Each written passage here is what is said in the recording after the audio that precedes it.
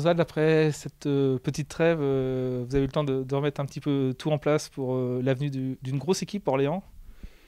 Ouais, je crois que c'est un des matchs au sommet de la journée, même si c'est pas un match qui a eu les faveurs de la télé, mais on se trompe pas, on sait que c'est un match contre une belle équipe d'Orléans qui l'a prouvé depuis le début du championnat, et à travers sa façon de jouer et à travers ses résultats. Donc voilà, on a profité de la trêve d'abord pour régénérer, pour remettre une dose de travail, pour essayer de repartir du bon pied. Elle est arrivée à temps cette trêve? Je pense parce qu'on avait enchaîné 7 matchs, donc comme beaucoup d'équipes, mais avec peu de rotation dans le domaine offensif et quelques blessés dans la fin de cette série de matchs. Et voilà, on a aussi eu des internationaux qui sont partis, donc on a eu un groupe de travail qui s'est réduit au fur et à mesure de la semaine parce qu'on avait fait le choix d'envoyer quelques joueurs prendre du temps de jeu en CFA. Et voilà, mais on a un peu individualisé en fonction des temps de jeu. Et justement, le travail, voilà, il a porté sur quoi pendant cette trêve? D'abord un travail de régénération au niveau athlétique, on a retravaillé aussi les fondamentaux de notre jeu sur l'aspect tactique, l'aspect offensif, l'aspect défensif. Ouais, c'est des périodes qui sont intéressantes pour nous parce que ça permet d'avoir un peu plus de temps pour repasser les choses, faire un petit coup de rétro aussi pour se rappeler comment on avait démarré et de quelle façon on a pu être efficace ou de quelle façon on l'a été un peu moins.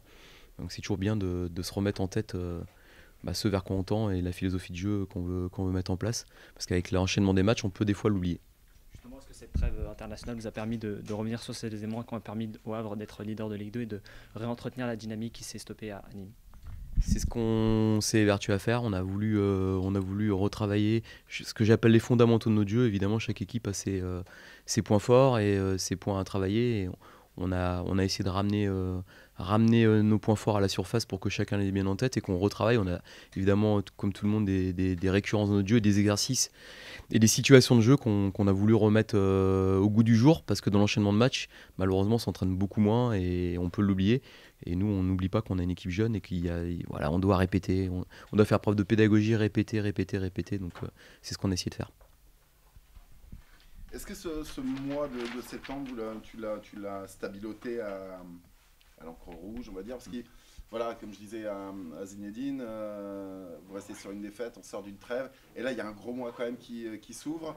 Est-ce que c'est le mois où tu vas peut-être avoir, non pas toutes les réponses, mais bonne majorité de réponses? Disons que quand cette série-là sera terminée, on sera non pas à 5 matchs, mais à 10. Et 10, ce sera déjà le quart, ou plus du quart. Donc on aura évidemment une vision qui sera beaucoup plus conforme. Maintenant, j'oublie pas que ça reste un championnat, donc 38 journées, et que ce qui compte pour les équipes qui ont des ambitions, c'est de construire sa saison, c'est d'être bien placé, c'est de progresser au fur et à mesure.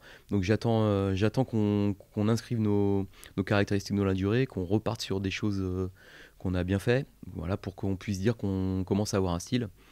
Et oui, voilà, on a 5 bons matchs, mais même si c'est quasiment pas un mois, parce qu'on a une série de 3 matchs en une semaine, donc c'est encore un petit sprint de 5 journées, et on espère pouvoir continuer à avancer. Mais on les attend, on est impatient de les jouer, mais on sait très bien que ce ne sera que 10 journées et qu'il faudra continuer de travailler quoi qu'il arrive.